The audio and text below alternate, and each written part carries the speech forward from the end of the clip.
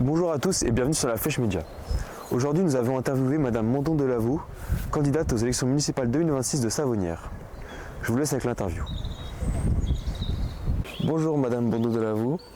Donc, vous êtes candidate aux municipales de 2026 de Savonnières. Est-ce que vous pouvez peut-être vous présenter en quelques mots pour ceux qui nous écoutent? Bien sûr, donc je suis Evelyne Mondon de Lavaux. Je suis actuellement déjà adjointe à la culture et aux ressources humaines. J'ai fait 3 mandats, donc 18 ans. Et j'ai décidé avec beaucoup de mes collègues de la liste actuelle, donc notre liste s'appelle Avec vous pour Savonnières, et nous avons décidé de monter une liste en parallèle de celle de Madame le maire parce qu'on ne retrouvait plus nos valeurs dans la liste actuelle. C'est ce qui nous a décidé à mener cette liste.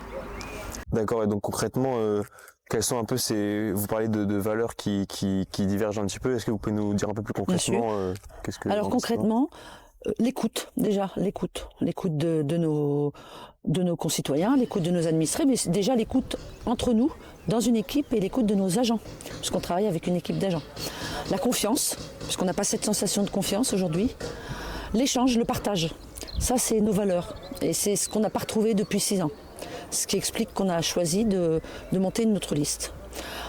On va dire que sur le fond, certains projets nous ont convenu, puisque on était ensemble depuis 6 ans, et le bilan de ce mandat et le bilan de Madame le maire, mais aussi le bilan de notre équipe, puisque nous sommes 10 pratiquement à avoir quitté la liste.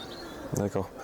Et au-delà de ces divergences, est-ce que vous pouvez nous parler un peu de votre projet à vous, donc de cette nouvelle liste? Bien sûr.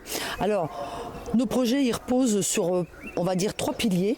C'est un petit peu ce qu'on explique à chaque fois. Une partie sur la vie de Savonnières, dans le sens les infrastructures, la voirie, les espaces verts, la sécurité, des choses comme ça. Il y a toute une partie sur le vivre ensemble, où là, c'est peut-être plus particulièrement ce qui vous intéressera, on voudrait travailler avec toutes les couches de la population, des plus jeunes aux plus âgés, et travailler vraiment sur de l'intergénérationnel. Essayer de faire des projets qu'on pourra construire avec les jeunes, avec les anciens. Les anciens, c'est peut-être pas très joli, mais avec nos aînés, on va dire, nos seniors. Mais des projets qui puissent vous rassembler, où vous pourrez aussi vous retrouver. Et travailler aussi avec les plus jeunes au niveau de l'école, essayer de mettre en place un conseil des jeunes, ce qui n'a pas été fait. Et là, vous voyez, on est devant l'ancien local ado, mais on voudrait le réhabiliter, qu'il redevienne un local ado, mais dont vous puissiez, dans lequel les ados pourront vraiment s'investir. Ça sera à eux de le gérer, par exemple. Alors avec un support, évidemment, on ne va pas vous laisser tout seul. Mais voilà, ça c'est ce qu'on envisage sur ce qu'on va appeler le vivre ensemble. Et puis après, il y a toute une partie aussi sur l'attractivité de notre commune. On a une jolie commune, donc mettre en avant tous nos atouts touristiques, le Cher, nos associations, comme par exemple on n'est pas loin des bateliers, les bateliers, nos commerces, nos commerçants. Voilà, essayer de rendre un peu tout ça un peu plus attractif, remettre un petit peu de convivialité au milieu de tout ça. D'accord, donc vos priorités sont le lien intergénérationnel, notamment la jeunesse, et l'attractivité, si j'ai bien compris. Alors, ce ne sont pas que nos seules priorités, il y en a d'autres, mais ça fait partie de nos priorités et c'est sur quoi on voudrait insister. Il y a des choses après qu'on doit faire dans une commune, on doit faire l'entretien de la commune, tout simplement. On doit entretenir les bâtiments communaux. Là, on a un cours de tennis, pas loin, on a un gymnase, on a une mairie, on a des écoles. D'ailleurs, il y a des travaux actuellement sur les écoles. Tout ça, il faut le faire aussi. On a une église à Savonnières, et ce qu'il faut savoir, c'est qu'une église, en dehors de tout parti pris religieux, une église, c'est un bâtiment dont l'entretien revient à la commune. Et on a une église aujourd'hui qui n'est pas en très bon état. Donc il va falloir, par exemple, qu'on s'en occupe. Ça, c'est des choses qui sont obligatoires quand on est dans une mairie. Et après, voilà, on peut avoir des attentions particulières. Et nous, c'est vrai que notre attention va porter, entre autres, sur tout ce qui est jeune, lien intergénérationnel. Et voilà, c'est une partie de nos priorités. Donc vos défis pour le prochain mandat, c'est ça? Pour vous, les principaux défis de Savonnières, ça correspond à ça?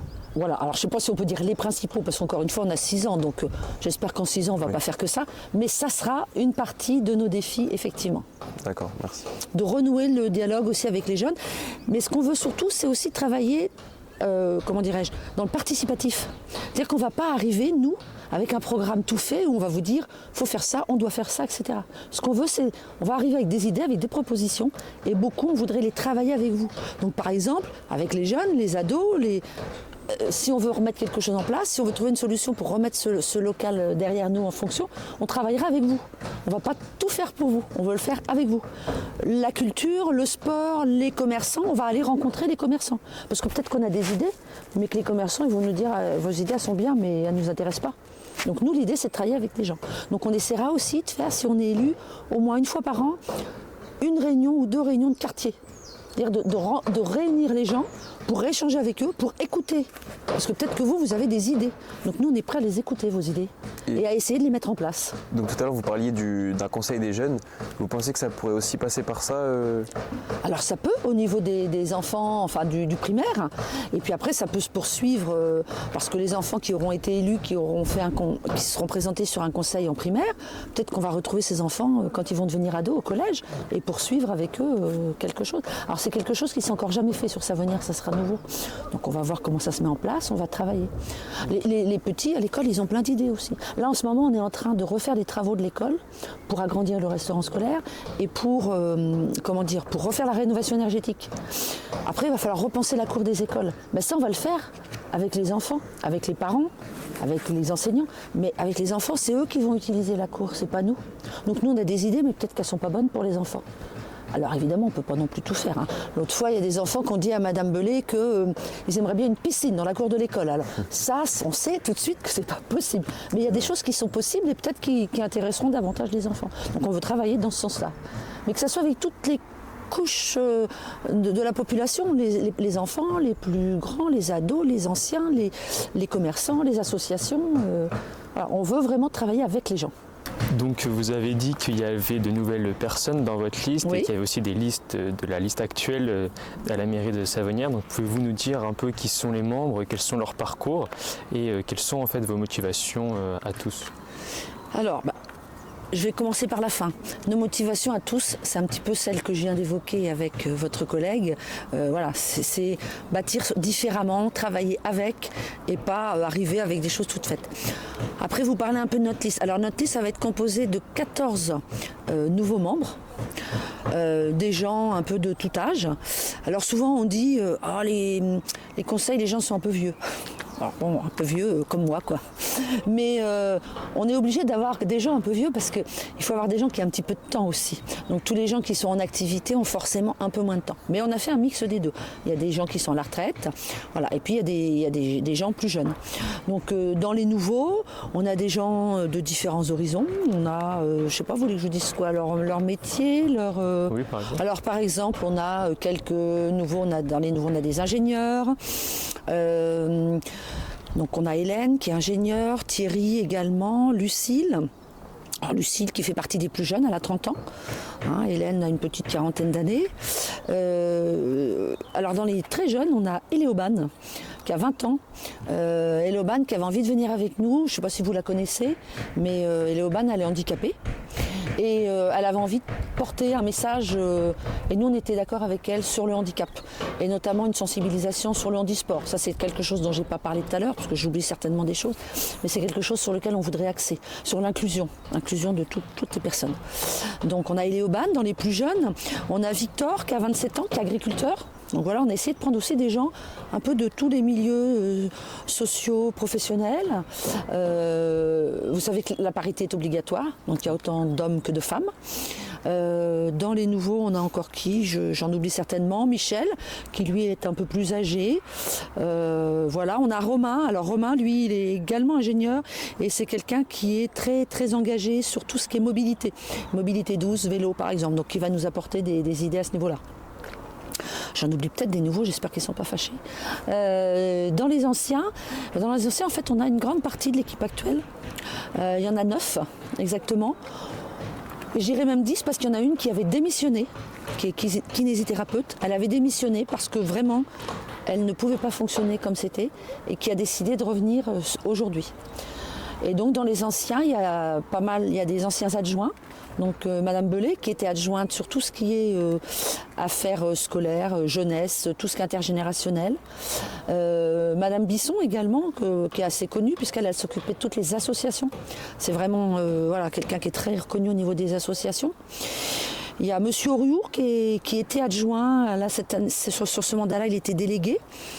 tout ce qui est citoyenneté, aux fêtes, aux cérémonies. On a également, et puis beaucoup de conseillers, Madame Verrier, Florence, Yannick Leben, qui était anciennement agent délégué, excusez-moi. Yannick Leben, je l'ai dit. Qui est-ce qu'on a comme ancien? Je les oublie, hein, puis j'ai rien préparé, vous voyez, je fais ça un peu comme ça. On a aussi dans les nouveaux, dans les anciens, on a Noémie Rimbaud, qui est aussi une jeune femme. Et puis dans les nouveaux, on a, que j'ai oublié, Roselyne Tafani. Roselyne Tafani, elle est très... C'est quelqu'un qui va être important sur notre liste parce que c'est l'ancienne DGS. DGS, je ne sais pas si vous savez ce que c'est la directrice générale des services. Oui. Et c'était l'ancienne DGS qui est partie en cours de mandat. Voilà, elle est partie elle aussi. Et là, elle revient comme pour postuler avec nous. Et puis voilà, on a aussi 2 suppléants qui ne seront de toute façon pas élus, puisque le conseil de Savonnières, c'est 23 personnes. Mais on a 25 personnes parce que si jamais il y a des désistements, des démissions en cours de route, on peut aller repêcher ces 2 suppléants. Et par rapport à l'étiquette politique de votre liste, il me semble qu'elle est sans étiquette, exactement. Mais vous considérez plus... Je me considère ni plus à droite, ni plus à gauche. C'est vraiment une liste sans étiquette. Je serais bien incapable de vous dire quels sont les partis pris de mes colistiers. C'est quelque chose que je ne leur ai pas demandé. Moi, ce qui m'intéresse, ce sont les gens et leurs idées, leurs partis pris politiques. Alors, sauf si j'avais vraiment des gens qui me semblaient extrêmes d'un côté ou de l'autre, parce que je pense que les extrêmes c'est jamais très bon, mais ça reste mon avis. Mais voilà, on n'a pas ce cas-là. On n'a pas enfin je pense pas. Donc moi l'étiquette politique des gens je la connais pas. Et à titre personnel, je n'en ai pas. Je ne suis pas encartée dans aucun parti politique. Ce qui m'intéresse, c'est les idées des gens, ce qu'on peut construire ensemble, c'est les valeurs des gens. Vous avez vraiment une volonté de construire avec tout le monde, et notamment avec les commerçants par exemple? Oui, avec les commerçants. On les a déjà reçus, les commerçants, la semaine dernière. On a fait une petite réunion avec eux et ils nous ont expliqué un petit peu quelles seraient leurs attentes, ce qu'ils aimeraient qu'on puisse mettre en place. Alors, pas forcément nous, mais ensemble. Toujours pareil, eux, ils ont des idées, mais ils ont besoin peut-être d'aide. En fait, on pourrait être facilitateur pour les aider à monter certains projets. Puis nous, on a des idées et on leur a soumis. Donc voilà, là, on n'a pas rencontré tous les commerçants, on n'en a rencontré que 5. Mais on s'est engagé, par exemple, si nous sommes élus, dans les premiers mois de notre mandat, on les recevra tous, pas tous ceux qui auront envie. On recevra tous les commerçants, on recevra toutes les associations. On essaiera de faire assez vite pour rencontrer les plus jeunes, pour rencontrer les aînés. On essaiera, dans la première partie de notre mandat, de faire un état des lieux de ce qui existe. Ce qui existe, on le sait, puisqu'on était nombreux à y être, mais refaire un état des lieux, parce qu'il y a des choses sur lesquelles on n'a pas non plus toutes les données. Et ensuite, commencer à travailler, à proposer, mais toujours dans l'esprit de faire des choses qui sont utiles, sensées, et pas des choses forcément extraordinaires. Juste faire vivre notre commune le mieux possible, dans un bon état, un esprit convivial. C'est un peu notre objectif, de faire des choses simples, concrètes, utiles. Vous avez également publié une vidéo, il me semble, par rapport à la mobilité, notamment par rapport au chemin de fer et au vélo pony. Oui. Vous vous positionnez aussi comment par rapport à ce sujet-là? Alors là, ce qu'il faut avoir conscience, c'est que notre commune, vous le savez, aujourd'hui, elle est dans la métropole. Oui. Donc il y a plein de compétences qui sont de la métropole. Aujourd'hui, il y a quelque chose qui est en train de se mettre en place, c'est ce qu'on appelle l'étoile ferroviaire, c'est-à-dire essayer de faire en sorte que le train soit de plus en plus utilisé. Donc nous, on peut aller le prendre si on habite sur les Hauts, par exemple à Drouy, mais la gare de Savonnières, en fait, les gens ne l'utilisent pas tant que ça, parce qu'elle est loin, il n'y a pas tant de trains que ça. Donc si cette étoile ferroviaire, grâce à la métropole, peut se recréer, on aura peut-être plus de trains, plus d'horaires, et l'idée c'est de faire connaître et essayer de voir comment on peut amener les gens à la gare. Alors, il y a le pony qui peut être pris, mais on sait que, je vous l'ai dit, on veut travailler avec les jeunes, mais il y a aussi nos aînés, et le pony, ça va peut-être pas forcément être pratique pour eux. Donc on est en train de réfléchir. Pour le moment, on n'a pas encore la solution, parce qu'après, il y a aussi, comme vous le savez, l'argent c'est le nerf de la guerre. Donc il faudra aussi qu'on trouve les financements, les subventions. On essaie de voir comment on pourrait mettre en place des liaisons qui permettraient à nos aînés ou à des gens qui n'ont pas de moyens de locomotion, qui sont en difficulté pendant un temps donné, pour avoir quelque chose qui pourrait ramener plus facilement vers la gare. Voilà, ça fait partie aussi de nos projets. Donc aujourd'hui, j'ai pas la solution. Puis de toute façon, je ne serai pas toute seule à avoir la solution. Mais c'est quelque chose sur lequel on veut se pencher, on veut travailler. Les mobilités d'une manière générale. Vous avez également parlé du coup de ne pas trop dépenser, puisque l'argent n'est pas illimité. Et vous pensez du coup que la question par exemple de la dette, c'est une question importante de ne pas augmenter la dette de la commune dans une situation économique nationale c'est important. compliquée. Ce qu'il faut savoir, c'est qu'on a une commune qui n'est pas endettée. Donc l'objectif, ça sera essayer de maintenir ça. Après, quelquefois, certaines communes peuvent s'endetter un peu, mais s'endetter pour le bien commun. Donc il ne faut pas s'endetter à outrance, mais quelquefois, je veux dire, avoir un recours à l'emprunt, c'est pas un gros mot, quoi. C'est quelque chose qui peut être fait. Mais voilà, il faut toujours être raisonnable. Et ce qu'il faut, c'est toujours aller à la recherche des subventions. Je vous parlais d'église tout à l'heure. Là, il faudra vraiment aller rechercher des subventions. Il y a des fondations du patrimoine, des choses comme ça. Donc ça sera aussi notre travail, mais surtout celui de nos agents. Ce qu'il faut savoir, c'est que ça, c'est peut-être quelque chose qui est important à savoir, c'est que maire, c'est pas une profession, c'est pas un métier, c'est une fonction. Le maire, il s'appuie sur une équipe de collègues, de conseillers, mais il s'appuie aussi sur des agents. Parce que dans une mairie, qui fait tourner la mairie? C'est les agents. L'équipe municipale, elle est là pour porter des idées, pour amener les idées, pour travailler. Et après, c'est les agents qui vont nous dire ça c'est possible, ça c'est pas possible, là on va aller chercher de l'argent là. Oui mais là vous pouvez faire ça, mais pas comme ça. Et après on échange. Mais la technicité, c'est les agents qui l'ont. C'est eux les professionnels, c'est pas les élus. Et par rapport à l'énergie, je sais qu'il y a des ombrières qui vont être installées au niveau du gymnase, il me semble. Oui. Vous avez aussi une politique de peut-être continuer à installer des panneaux photovoltaïques ou d'autres sources d'énergie. Des ombrières ou autre chose, on va étudier. On a justement dans notre équipe quelqu'un qui est, donc c'est un peu le métier, travailler sur tout ce qui est nouvelles énergies. Donc voilà, on va s'appuyer sur lui pour voir tout ce qui est possible de faire. Peut-être aussi, alors ça peut être des ombrières, bon il y en aura là, peut-être sur d'autres bâtiments, mais déjà ne serait-ce que la rénovation énergétique comme on est en train de faire sur les écoles, là c'est quelque chose qu'il faudra poursuivre. Il y a des bâtiments quelquefois qui sont un peu anciens, bon, il faut les rénover, oui ça a un coût, mais à long terme c'est forcément bénéfique, non seulement financièrement parlant, mais pour la planète aussi, donc ça c'est important. Et sur nos nouveaux, on a beaucoup de gens qui sont très sensibles à l'environnement, donc je sais qu'ils ne vont pas nous lâcher, nous les anciens, même si à titre personnel je suis sensible au sujet de l'environnement, mais là on a des nouveaux qui vraiment ne vont pas nous lâcher là-dessus. Je leur fais confiance. Et d'un point de vue sportif, est-ce que vous allez vouloir continuer à accompagner? Je sais que la commune a beaucoup accompagné le FC Ouest-Tourangeau, devenu Union Foot de Touraine, avec des gros sponsors qui arrivent. Est-ce que vous avez encore aussi une volonté de continuer à soutenir ce projet, sachant qu'on sait qu'il y a plusieurs terrains de football qui... Alors oui, bien sûr. Maintenant, tout n'est pas consacré au foot. Oui. Mais là, on a peut-être la chance d'avoir un gros club. Donc oui, on poursuivra dans ce sens-là, ça c'est sûr. Mais en ayant toujours un œil sur toutes les autres associations. On a un club de tennis qui marche plutôt bien. On a un club de badminton qui marche bien. De karaté. On le sait aussi qu'ils ont des bons résultats au niveau national. On a un club de judo qui a connu des petites difficultés, mais là qui est en train de repartir. Donc je veux dire, voilà, il y a du ping-pong également. Donc on lâchera personne, quel que soit. Il y a plusieurs sports qui sont présents dans notre commune et vous tenez à les soutenir. Ah oui. Okay.